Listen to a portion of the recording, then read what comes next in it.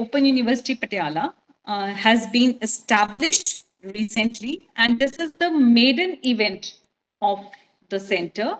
And we are grateful to our Vice Chancellor, Professor Dr. Ratan Singh, for his constant encouragement, guidance, and support, because of which we have been able to make a mark in the research arena as well. This center has been established with the purpose and an objective from an interdisciplinary perspective. So the center is going to conduct various programs which are going to focus on the multidisciplinary studies in the areas related to gender and culture, and develop cooperation in the field of gender equality between academia, media, and the non-governmental organizations in the region. We at JGNT are focusing on promoting the research through the center, whether it is on gender, class, nation, cultural representation in visual culture, feminism, mobility, human rights, gender and economy, and also gender, language, and technology, as we know that we are now thriving in a world that is being led by artificial intelligence to a great extent. So this center is going to provide that interdisciplinary space so that we can promote gender and sexuality inclusive both in research and teaching. So we are committed to the study of spectrum of inequalities, identities, and politics in everyday lives, and expand the understanding about the normative idea of gender, heteronormativity, family, and also we would be moving ahead to decolonize the feminist scholarship, the praxis, and to produce knowledge about the new forms of feminism. So with a major focus on the critical approaches to gender and culture, intersectional approaches to social issues, and the need to address the critical discourse in higher education, which may lead to better policies and practices, we have structured this week-long international capacity building program, and we have various resource persons who are going to focus on different diverse aspects of gender and cultural studies. So I would now request my colleague, Mr. Gursandesh Singh, to formally introduce the first resource person, and I welcome Dr. Priyam Sinha for having consented. I know she had a busy schedule, but she managed to give us some time today, right? So Gursandesh Singh is going to introduce Dr. Priyam Sinha to the participants. Thank you very much. Thank you, ma'am. Thank you, ma'am. Thank you so much. It is an honor to introduce the first expert, the first speaker in the International Capacity Building Program on Gender and Cultural Studies, Pedagogy and Research, Dr. Priyam Sinha. Dr. Priyam Sinha is an Alexander von Humboldt postdoctoral research fellow at the Institute for Asian and African Studies, Humboldt University in Berlin. She received her PhD from the National University of Singapore and was recently awarded the best thesis by the Singapore Indian Chamber of Commerce and Industry. Her research interests lie at the intersection of critical media industry studies, disability studies, gender studies, affect studies, production culture studies, and anthropology of the body. Her articles have been published in the European Journal of Cultural Studies, Media, Culture and Society, Communication, Culture and Critique, South Asian Diaspora, among others. She is also a regular podcast host at New Books Network and has been published in public writing forums like the Economic and Political Weekly, FemAsia, Asian Film Archive, among others. I welcome you, ma'am, and over to you for your session. Thank you so much. Thank you very much, first of all, for inviting me and also for organizing this all together. So I will start by sharing my slides.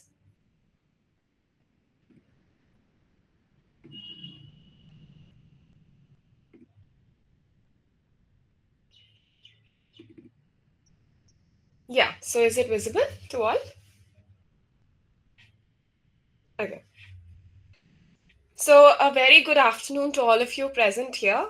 Thank you for logging into this session and onto your screens right now and expressing your interest also in my research. So, as it was already introduced, I am Priyam Sinha, currently an Alexander von Humboldt postdoctoral research fellow at the Humboldt University of Berlin. And my lecture here is titled Doing Gender, Disability, and Media Studies, especially in India. And here I will explicitly provide a sneak peek into my book manuscript that is in progress, and which will also serve as a trailer to my doctoral thesis on disability production cultures in contemporary India.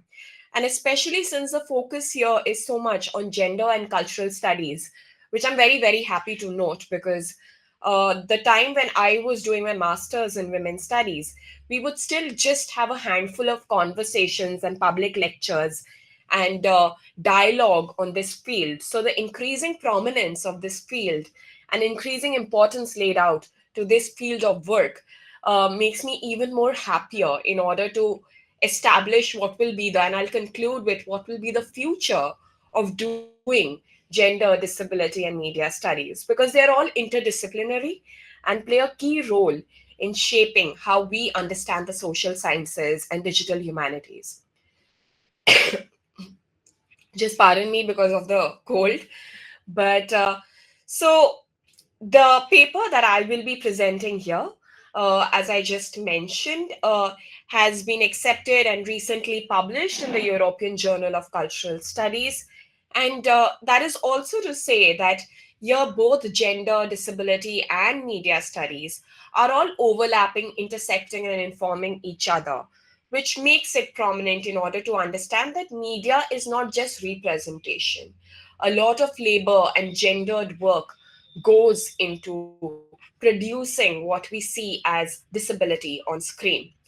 So I'll be very happy to keep this presentation short so that I could engage more with your questions, comments, curiosity, and feedback on this lecture and subsequently the paper if you would be interested to read it.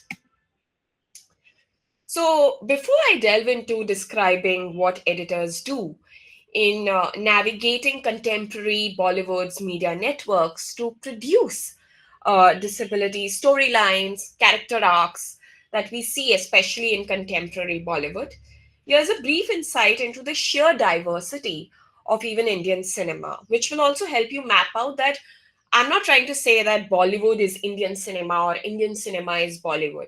There are multiple regional film industries. So, as you can see, India is a land to multiple film industries that are now not just recognized as regional film industries. You see a lot of them gaining recognition worldwide, being awarded and acknowledged for the kind of significance that they hold in terms of song and dance picturization, high budgets. To name a few, we have Tamil, Telugu, and Bengali film industries, of which many have even gone into the Toronto Film Festival, Berlinale, like RRR, a Telugu film, was acknowledged with the Golden Globe Award. Bahubali was shot in both Tamil and Telugu and continues to be referred to as one of the most expensive films in Indian cinema and even globally. Muthu also became a very massive success, creating another benchmark of how you understand Indian cinema even beyond Bollywood. But then the question arises is, but why am I interested in Bollywood, or why should we even unpack the concept of Bollywood and its production culture? So, if you take note of how Bollywood became a global phenomenon, is quite interesting. And let me situate a little bit of a context to this also.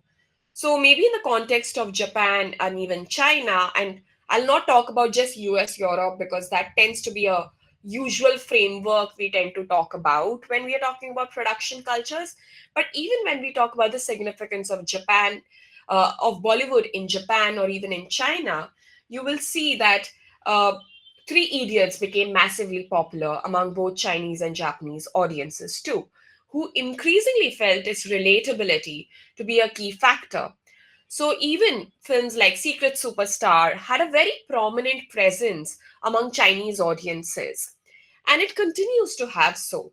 So this significance of disability or social awareness generation led to even a film star of Bollywood like Amir Khan to be acknowledged with the award from the government of China for creating awareness on social issues, especially on disability.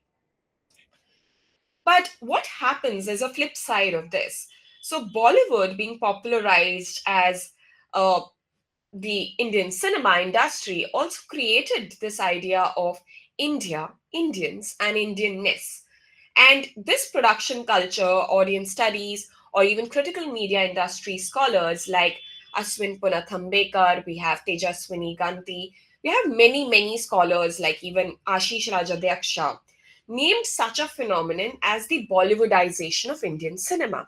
So while there was a recognition of Indian cinema having multiple film industries, this overarching generalization of how social awareness or even the song and dance picturization of Bollywood was publicizing an idea of Indianness led to this idea of how we see India through Bollywood.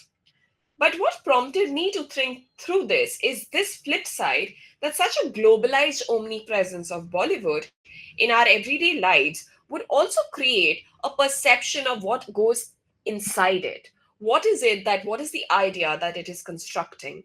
And to critically approach the media and the production, the labor networks and hierarchies that go into producing the structures and assemblages of Bollywood.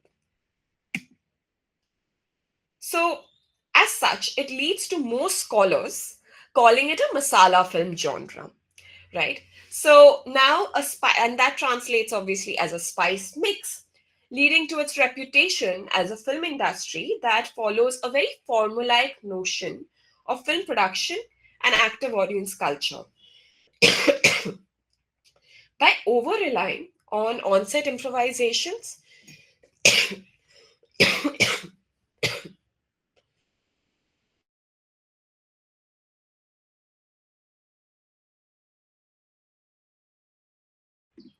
sorry, yeah, on-set improvisations or no scripts at all. So while all of this happened, this also meant that it trivialized the role of screenwriters.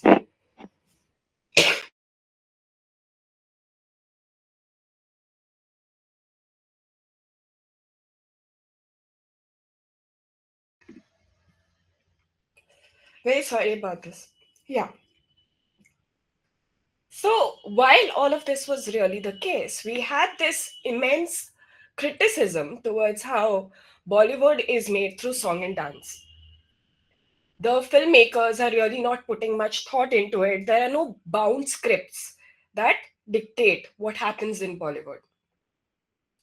And the interchangeable use of editing and censoring with the role that editors do. This general classification of editors as technicians also leads to even more looking down at the hierarchies that situate Bollywood or even make what is it that editors contribute into making a film that showcases disability or any film genre. But at the same time, also looking at editors beyond just being considered as the assistants to directors. The fact that an editing room plays a key role in the functioning, ideation, and the way we see films also became another prominent factor to take into account. Are my slides visible? Ma'am, your screen is visible, but the slide seems to be stuck on the first one. Oh, okay.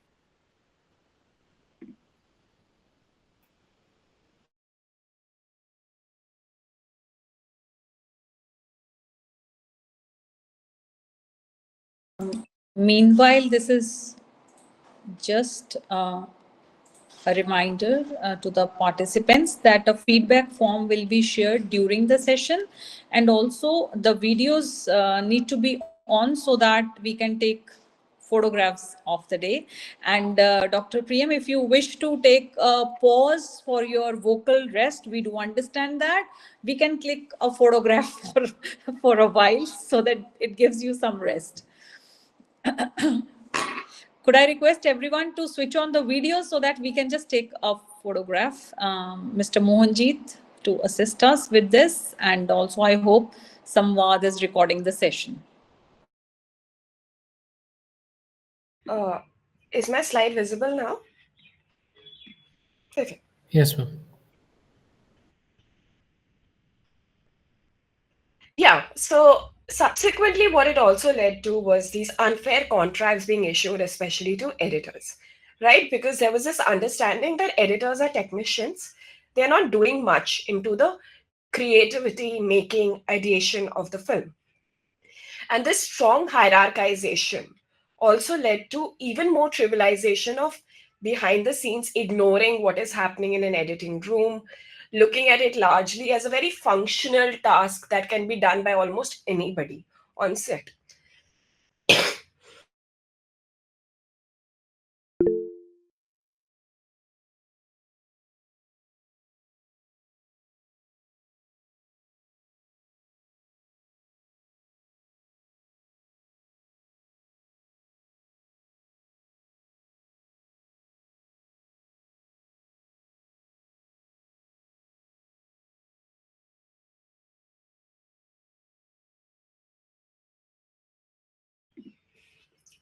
So, this affective labor, especially of editors, the role that they play in figuring out how is it that a film is made in an editing room, the relational labor, what is it that an editor does in order to construct the director's vision, but also the overall vision or creativity of the film, became a point that almost got overlooked. Post 1990s onwards, we saw actors, networks taking a lot more uh, keen interest in producing, regulating, and seeing these variants of the body, especially disability, as a way to show that content is diversified in Bollywood. That Bollywood is not just about song and dance. So now let me also provide a backstory to this project. Now, when I started my study, and this was my PhD back in 2019, in 19 January 2019, I came across this inaugural speech of the National Museum of Indian Cinema, where Prime Minister Narendra Modi remarked that India is Bollywood and Bollywood is India, which is changing by featuring social issues. He explained that Bollywood is an influential part of storytelling, plays a key role in how people around the world and even in India perceive themselves and the Indian community. But it can also motivate people to reimagine India. And I quote what he said is that it is a land of multiple identities, social, cultural, and linguistic diversity. But now, filmmakers, particularly coming from tier 2 and 3 cities of India, govern this change. This emphasis on how Bollywood is changing also meant that we focus on who are these change makers, who are these authors of making Bollywood or the new Bollywood, which I describe.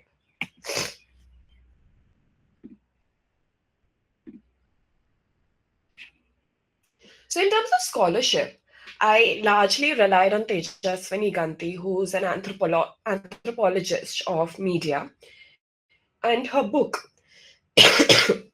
Bollywood's production cultures in the early 2000s, by citing an interview with the then screenwriter Abhishek Chaubey, who remarked, and I quote, I speak for the 50% of Bollywood that functioned in a new manner.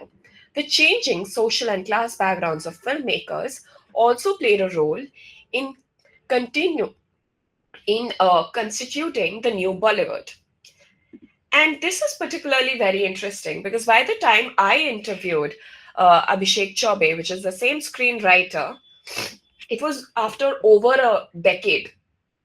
And Abhishek Chaubey had also been by then a producer, director, screenwriter of multiple films. And this is basically the images, the posters of all the films that he was a part of, often as playing any of these director, screenwriter, producer roles. Now, the visuals here also clearly outline that the India that he's talking about, or the change he's talking about in a new Bollywood, was largely geared towards this showcasing of marginality. So, while there was a prominence of disability, there was a very prominent way in which visuality was characterized. By then, and in my interview, Chaubey asserts, and I quote, Bollywood cinema is too generic, lacking an individual's voice, formulaic, within a very structure, too tropey. I wanted to expand the parameters a little bit, but I'm not an art house filmmaker. My cinemas had a bit of everything from the mainstream with something new. My voice in showcasing disabilities and the India I came from. Region and dialect I am familiar with, the northern belt, its small towns and the disabilities I saw around me.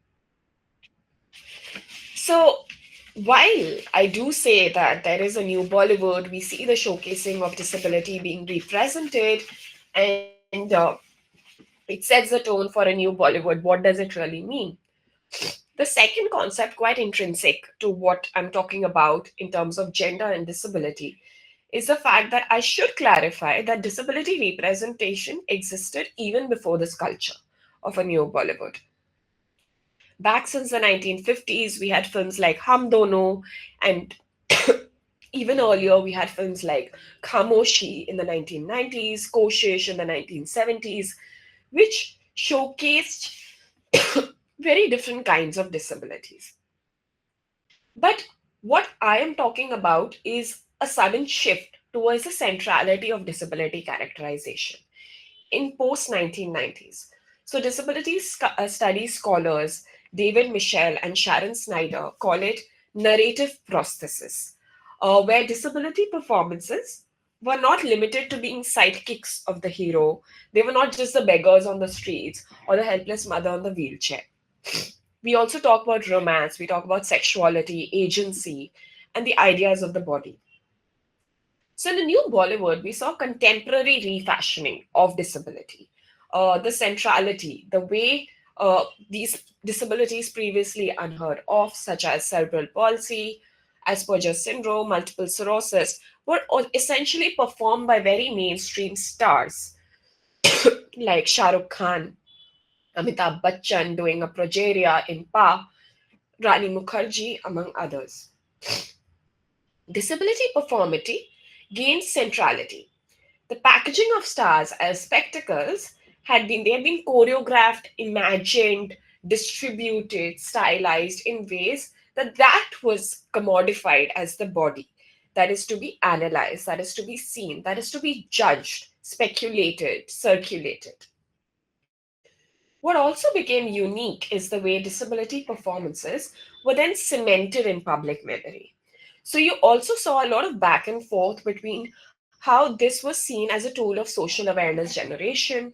Then it also became a medium in which certain disability awareness days were also showcased. Counselors heavily relied on this format in which we talk about a disability and tell parents about learning disabilities and even invisible disabilities. So while this production culture of disability did become popular with these big budget production houses massively investing in these films, the mainstreaming of stars being lauded for their performances took place in the form of awards, social recognition as mascots of disability awareness. Um, you also saw costume designers and stylists being acknowledged for the intricacies, or prosthetics artists for the intricacies and the massive amount of money being spent into it, or the hour and labor into it. Writers and directors also talking about how they envisioned the storylines or researched it over years. But what we didn't see was what are the editors doing and why we did not see that, right? It's also because this complete invisibility and ambiguity over what editors do also stems from the relative gendering of labor that goes into the production of a film that showcases disability. Most of these films that portrayed disability in its storylines were largely edited by women. And why so? So that's what brings me to these two research questions. And the first one is, what is the significance of editors in navigating a disability genre visually, orally, and narratively? And second, how do editors embody, strategize, and mainstream such mediated representations of a range of disabilities?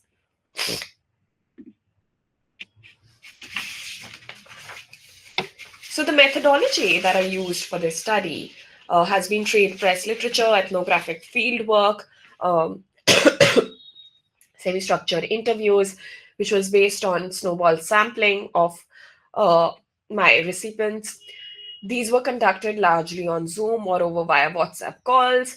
A lot of follow up interviews in the editing studios itself to see it as a space of work and archival study. Moving into the very specifics of the analysis. So it's divided into three sections. First, I explain how editors are vital to screen ideation by playing multiple tasks and how they navigate the production culture. Second is, I zoom into the gendering of this production process. Just a second.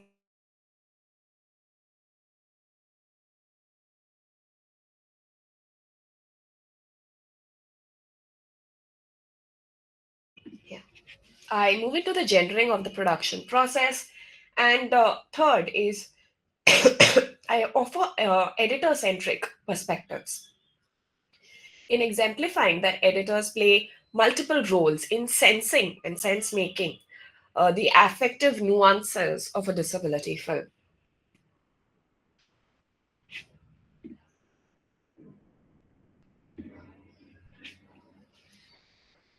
So, most editors introduce the significance of disability production cultures by asserting that their intuitions functioned as the key to making disability production reflexive, which meant they momentarily embodied how they can feel, sense, and eventually act out and pace out disability as a rhythm. Such implicit demands and expectations meant that they were also very much a part of the shooting process. And it was not limited to editing rooms. They were largely a part of even brainstorming scripts. So, Manisha Baldava, who is the editor of Margarita with a Straw, described that her being a part of debuting with a film that showcases disability and sexuality, coming out in the open, describing sexual agency of women with disability in an Indian middle class setup itself was a very bold decision. And she explicitly says that she had to get into the shoes of realizing Kalki Kochlin, who confronted her sexual urges, faced multiple rejections by able bodied men, and came out as bisexual to an Indian family. So, this question of even showing queer intimacy and disability itself in a new Bollywood was quite a rebel in her fact.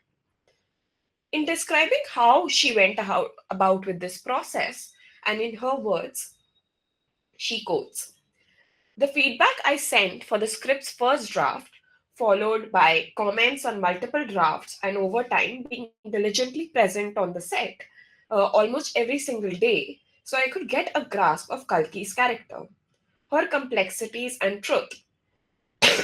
And there's quite a bit of a difference structurally and even an emphasis on scenes. Disability and sex, or even sexuality, the two concepts have never been shown in conversation with each other so sensitively.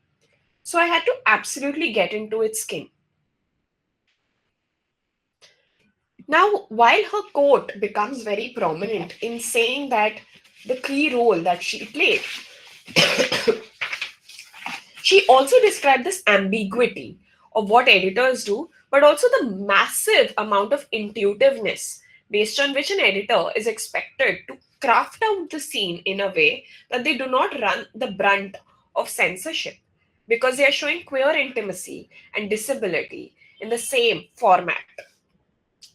So, adding to what her judgment in tackling complexities of such a screenplay by offering suggestions like dim lighting, blurring of scenes, zooming in and out, she also remarked I had to edit intimate scenes and queer romance so it doesn't look obscene.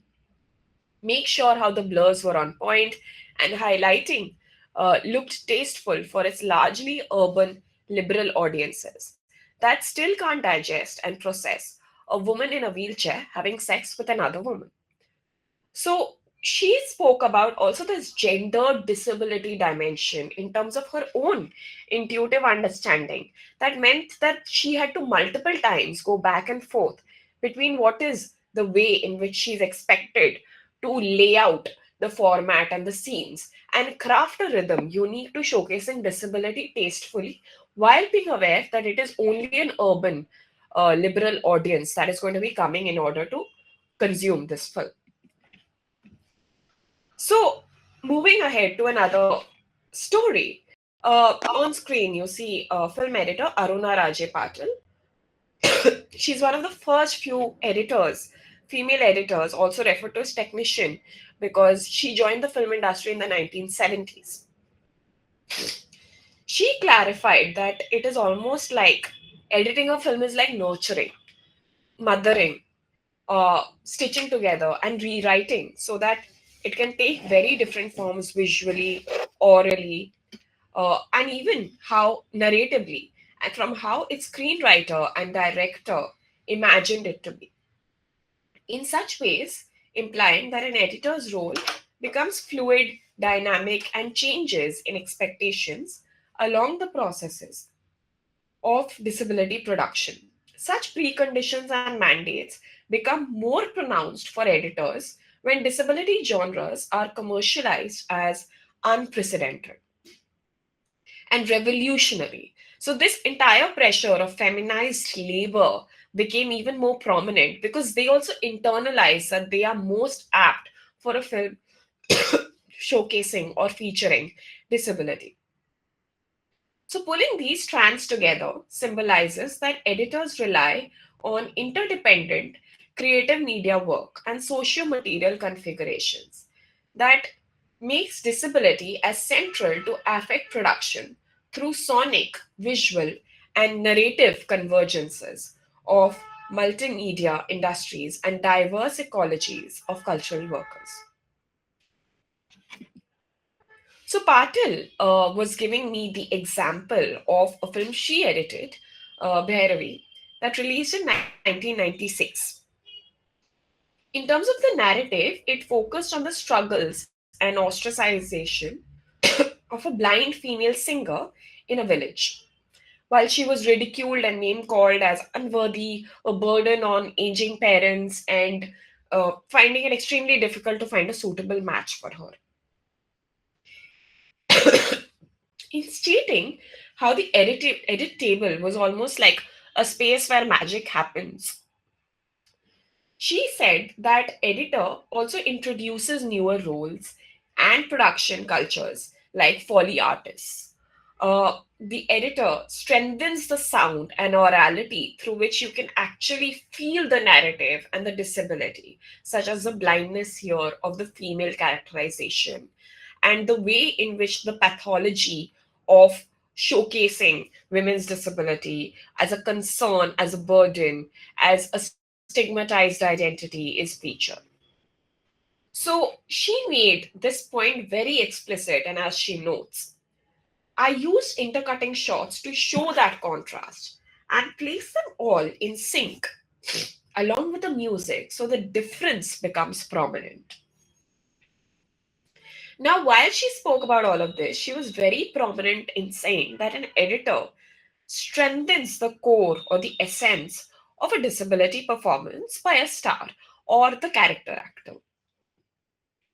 Her next comment was also very telling because she talks about how an editor actually rewrites the entire film, and especially your female editor being the case. In her words, I brought a female Foley artist on board while editing. He gave us sounds of a waterfall, heavy rains, and birds chirping. It helped us show a blind and deaf woman.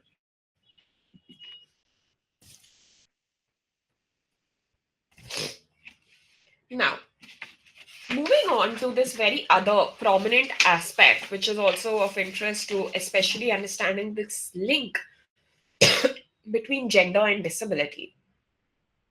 Such claims also suggested that editors of disability genre are purpose driven, embodied voices in contesting, which can most often emerge from feminist thoughts and understanding of disability personhood that are neither credited nor acknowledged for the multiple roles they play.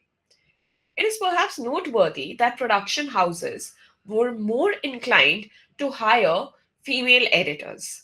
In such films, they thought that this intuitiveness was innate in every woman, more soon as they were seen as better suited to adapt and execute their vision in storylines that mainstream disabilities. Among others, Antara Lahiri recalled her debut with a film like Gajni, uh, a film that featured Amir Khan, a mainstream star, uh, as its lead protagonist in a revenge drama. In the larger part of the narrative, Khan performed hypermasculine action sequences and interrogate amnesia after witnessing the murder of his beloved partner. While explaining the editorial significance, the gendered classification of cultural work in New Bollywood, she asserts women are usually given high emotionally intensity drama film. Disability is one of them. For Gajni, I was brought to enhance how they could do justice in putting together shots that could indicate Amir Khan's performance as a man with interrogate amnesia, like jump cutting into those small sticky notes and tattoos, not just to make it about action sequences and the way they shot it. What you see here is the visuals that Lahiri was even talking about. The zooming in of those sticky notes, this pre-visualized understanding of how the tattoos will symbolize, and even as v-shaped masculinity will symbolize a disability performance, right? And that spectacle building, while she also indicated that she was this female editor brought on board just for this aspect of bodily configuration. Now, while she spoke about her debut as an editor, explicitly relied on how she could reorient, rewrite, and even reframe the disability point of view of its director and producer, she also spoke about the gendered expectation of women having soft touches. The soft touches or the mothering instinct that editors are seen as very much wired into, equipped into, in order to construct and put together the close up shots or even jump cuts, zoomed in sequences of showcasing this taxonomy of body, space, movement, choreography, and all of these multiple variations and creative labor tasks. So, while it was an invisible disability like short term memory loss, this rewriting of the body, showcasing or embodying the disability, heavily relied on this feminized understanding of women's work, labor, and editing as a production practice. This made editors the moderators of reconfiguring camera movements.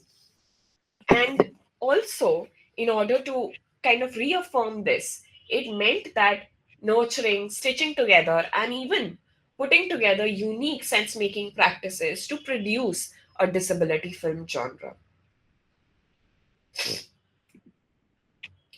Lastly, I interviewed also a male editor, Ballu Saluja, who is the editor who debuted with Lagan. So Lagan obviously has its main character and actor as Amir Khan. You see that it has a difference inside because the politics of disability production was not all. What I also am trying to say is disability production, disability representation was not limited to just star performances. It was also kind of very prominent with a very prominent character actor uh, in the film itself, featuring and bringing in a disability dialogue. So, addressing what editors prioritize while commodifying disability performativity through supporting characters, he remarked, it is a sense making process of time management. I had to understand the vision through which the director wanted me to think and feel like Kachra, a man with a disability from the lower caste, while building suspense, keeping the audience engaged. So, here, in addressing what to cut, what to keep, Saluja pointed towards a need of sensing and sense making disability while inferring the lived experiences of people with disabilities. Through such claims, he indicated that an editor serves like an authoritative middleman who is playing a key role in moderating these conversations in an editing room and the production of disability. Over maybe multiple rounds of brainstorming, the storyboard, the script, its outline, and backstories to determine the tactics and the uniqueness, the affective uniqueness, and also the sensory engagement, so that this featuring of disabilities can become a lot more prominent in public memory. Perhaps for all of these reasons, and as you can see here also, for all of these reasons, even now the character actor Aditya Lakhia is still recalled and associated and often addressed as Kachra, right? So these memory markers or these signifiers or symbolic indicators of how we are establishing this disability spectacle was also a key role played by the editors who were playing out these scenes, these jump cuts, these shots in ways in which you can imagine and almost immediately associate disability with these characters. So, drawing on a couple of these scenes as the outline or as a reference point,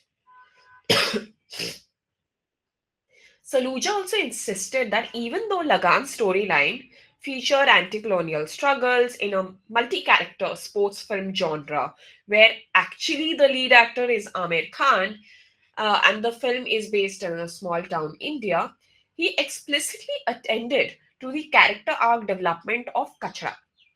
You can see close up shots of Kachra here in order to understand how his polio led bowling was also then eventually recirculated in public memory.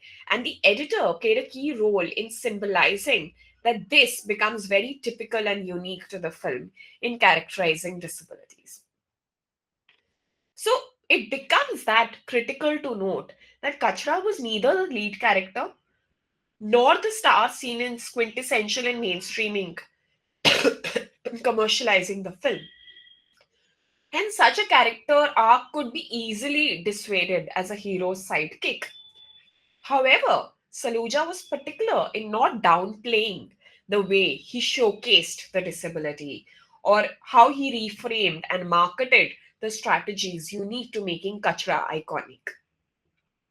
Kachra was then indicated as a symbol or a spectacle that was central to the edit table and the edits that were made in the studio.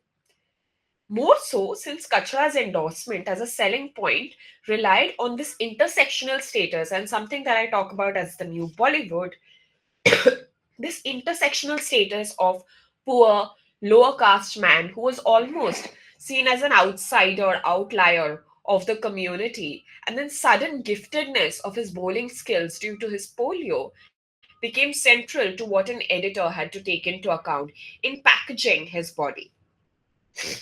So, Saluja indicated that representing the character arc of Kachra needed precision and clarity over this rewiring of the body space movement vocabulary.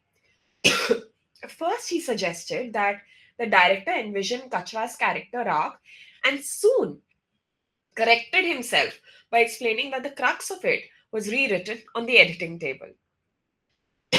So, more broadly, such insights suggest that disability film production practices are dynamic, intersectional, relational, complex, interdependent, and convergent in efforts of understanding gender and cultural studies, also in very unique and telling ways.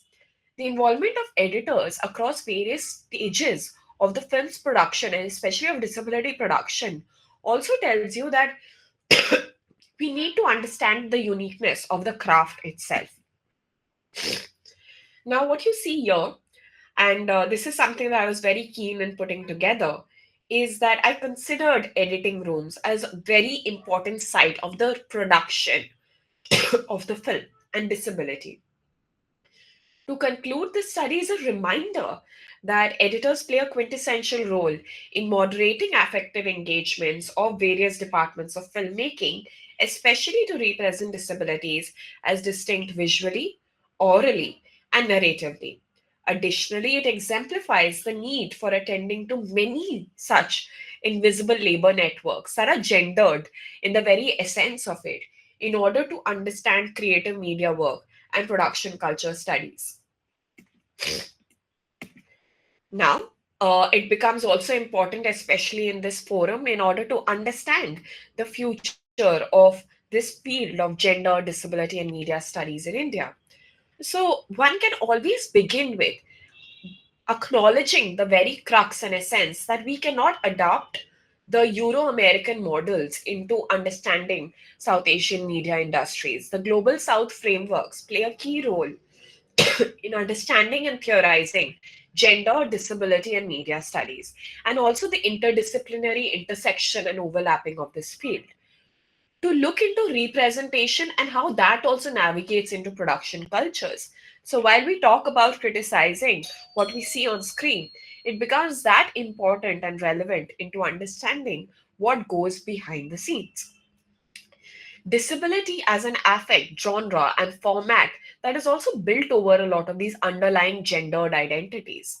But also this feminized and invisible labor, even in the archives, history, or even mediatized social media presence. The archives, absences, and alternative histories will also be telling of how these intersections and overlaps inform the anthropology of the body and the institutional and pedagogical interventions that can play a key role into understanding the field and future of women, gender, and cultural studies. So, the future of media studies in India lies not only in what is visible on screen, but also largely on the labor, bodies, and affects that are allowed and shaped by those who are largely left invisible and may also be considered as almost absent. So I think that would be a good note to kind of end this one way lecture on. And I'll be very, very happy to address your questions, concerns, anything that you would have. Thank you, ma'am. Thank you so much for your lecture. Honestly, I just want to say that your dedication and enthusiasm, they are really appreciable. We admire that even though you are so sick, but still you gave us your time and you delivered such an insightful lecture. Uh, Highlighting the editor's role, the significance of the editor's role in the representation of disability and with gender, particularly in the entire film production and representation, and how the editor can reorient, rewrite, and reframe the narrative, and ultimately how it also reveals the gendered expectations of the editor's role, and the women having soft touches that expectation. And I'm sure this, it goes a long way in the uh, as you've traced out the future of gender, disability, and media studies. Thank you so much, ma'am. Uh, I ask our participants to ask any questions if they have, and discuss with ma'am any thoughts that they have. And it's open for questions.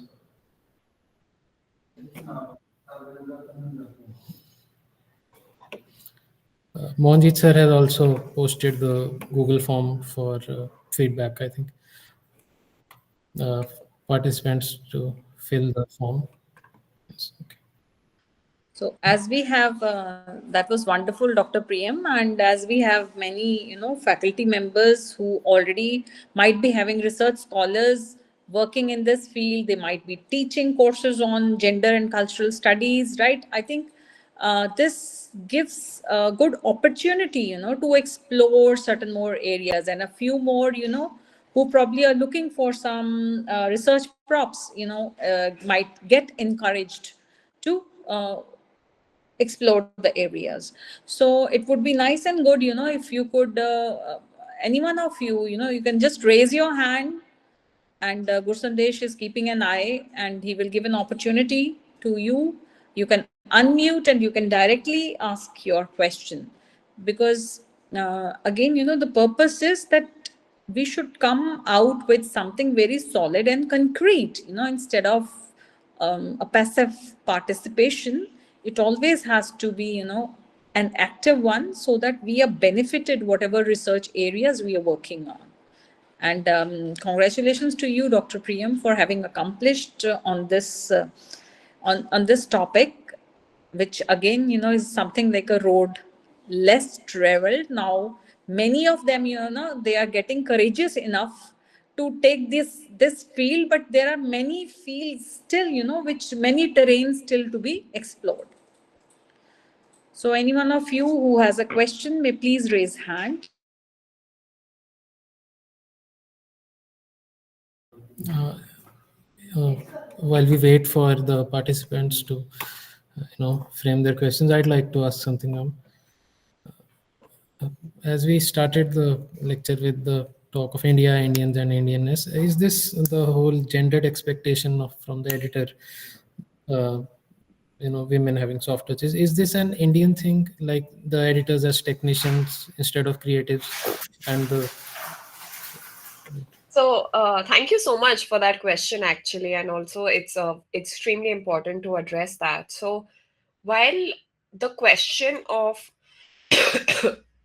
looking at whether editors or this feminization of labor, of seeing editing as women's work is limited to India, no, that's not been the case. Even European cinema, German cinema in particular, French cinema, you will find the dominance of women in editing studios and editing departments historically, because it was equated to stitching, cutting, pasting together, mothering, all these words that inevitably all these editors would use. It was seen as equivalent to those tasks. While all of that happened, and that's a general sentiment, while all of that happened, typically in Bollywood, genres of films were also classified as women's film and explicitly female editor needed. So when you see disability or queer, there was a general tendency that we need a woman's touch in this. A male cannot process marginality in the way a woman can.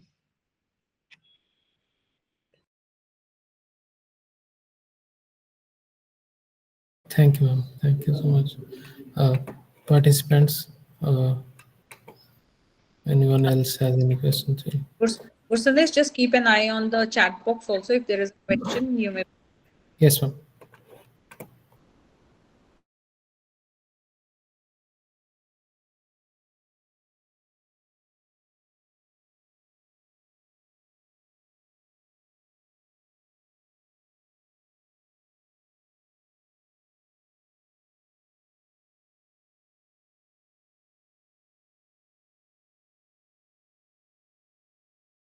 Okay, so Mr. Mohanjit has posted a question in the chat box.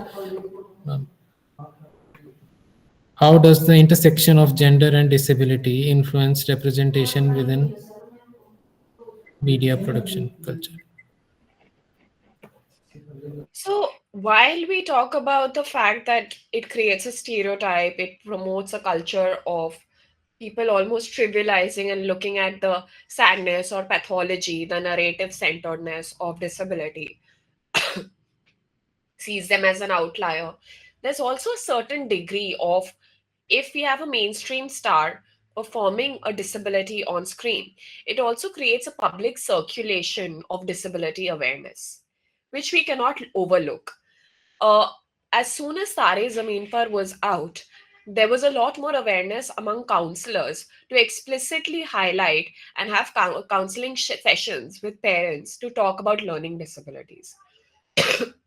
As soon as Progeria was out, there was also an increasing receptance towards realizing that there are children who have progeria, and we need to, and certain of those key cases which are even rare, because once you do not see it in public cinema or in a public culture, there's lesser dialogue or conversation around it.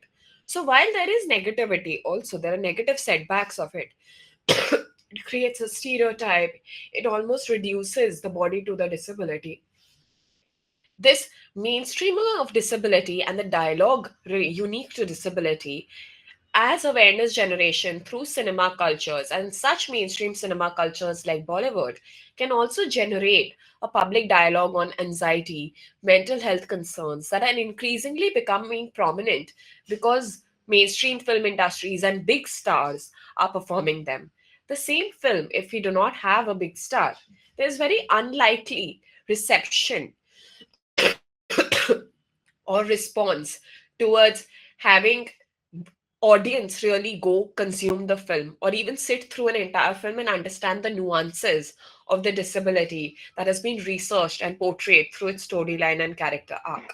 So these intersections of gender and disability, even when it came to Margarita with a Straw, so while queerness and disability were for the very first time brought in conversation, intimacy, sexual agency of women with disabilities were brought in conversation, it generated a dialogue on crip culture, an understanding that we cannot not unpack the power and hierarchy that goes into staring at people with disabilities.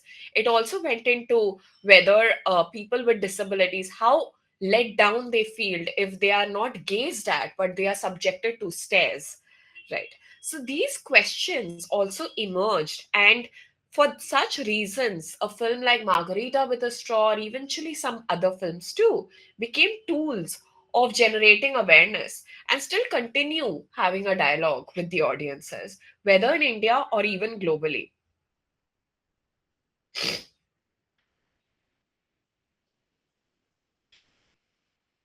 Uh, Thank you, ma'am. I just thought of something else. If you could comment on it. Uh, I just thought I haven't seen Margarita with a Straw, but the some of the portrayals of disability that I've seen on screen, uh, uh, I feel like there's a. I mean, I could be wrong. I haven't seen a lot of such movies, but I feel like it doesn't room much room for like uh, the multitude in the character of the characters with the disability in these movies. They are on. They're really. I feel like they're good people. There's I, uh, like you mentioned Abhishek Chaube's work, right? In that, the disabled character is he's a side character. He's the like antagonist. But when they are protagonist, I feel like it doesn't leave much room for for them to have I don't know, unless it's like unless it's like sexuality in Margarita with a Straw, uh, like a character flaw is what I'm trying to say. And you know how in most of these mainstream things, British particularly, the disability of characters, it's shown, I've seen in some things that it's like, they portray that it's that they are immoral, that there's something, that is not right with them in their actions and morals, which is why they are disabled or ugly in some way.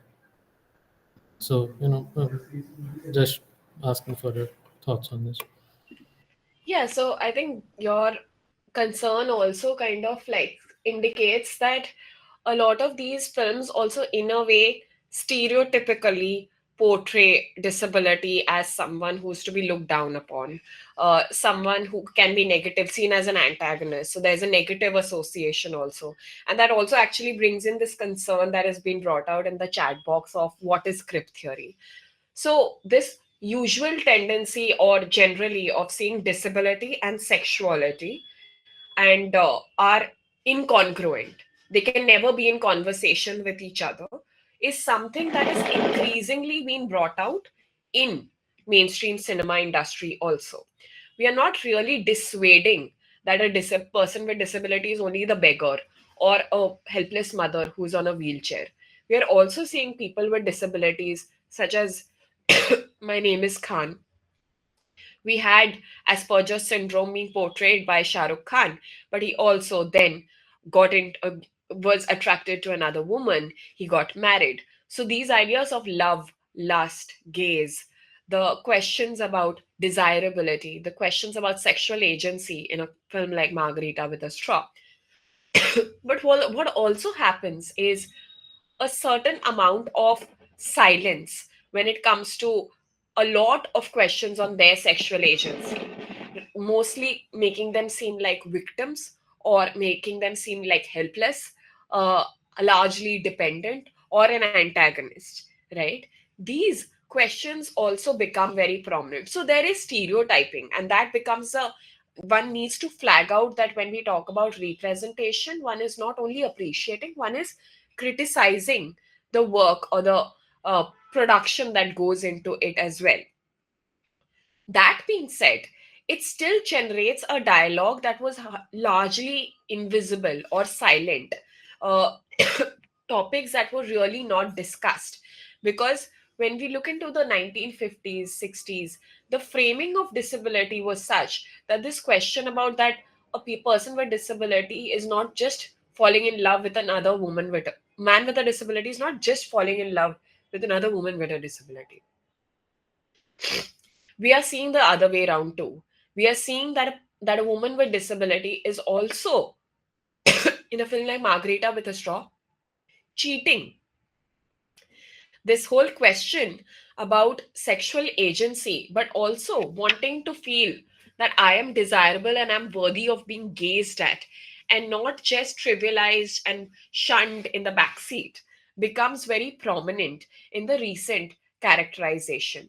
While all of this is there, there's still a long way to go, right? Because we are still looking at this dialogue with the hope that it's going to get better in terms of its characterization, but a lot of its character building is also creating a dialogue.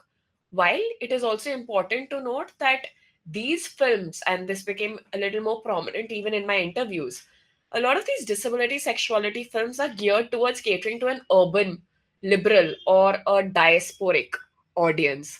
They are not really trying to make it as sellable between a very local or mass audience. They know that the mass audience may not be as receptive to these kind of characterizations or these dialogues as of now. Thank you, ma'am. Thank you so much. Participants, if anyone else has questions, please raise your hands.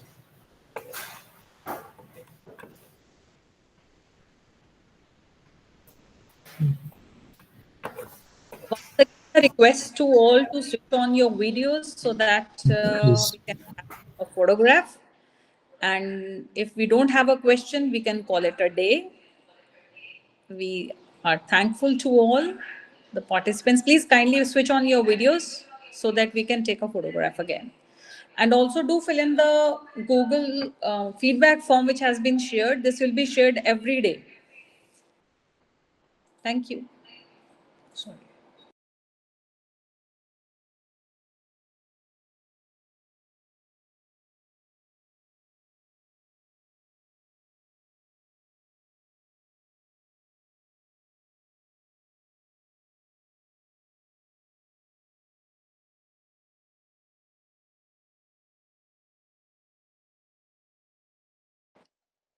Thank you for that. And Mr. Kusandesh, we can formally thank ma'am, and we will meet again tomorrow. Okay. On behalf of Jagat Guru Nanak Dev Punjab State Open University Patiala, I now extend the formal vote of thanks. First of all, our sincere gratitude to our our Honorable Vice Chancellor, Sir, Professor Dr. Ratan Singh, for his leadership, his guidance, and constant support, which continue to inspire these meaningful initiatives in teaching and research at the university. Our heartfelt gratitude and appreciation to Dr. Priyam Sinha uh, for delivering an intellectually stimulating and insightful lecture and taking our questions. Sincere thanks to Dr. Navleen Multani, our Dean Research, whose dedicated efforts in organizing such academic programs have strengthened the university's research culture and academic engagement. Thanks to Dr. Gaurav and Mr. Mohanjit for the technical support. And finally, last but not least, thanks to all the participants for their involvement and cooperation. I hope this program will be meaningful and enriching experience for all of us. Thank you, everyone. Thank you very much for having me here and also all your kind words and questions and engagement with my work. Also, very sorry about the bad throat. No, So you don't have to be. yes, Okay. thank you. Thank you, ma'am. Thank you so much. It was really very wonderful and Nave, something to look into. Thank you so much, ma'am.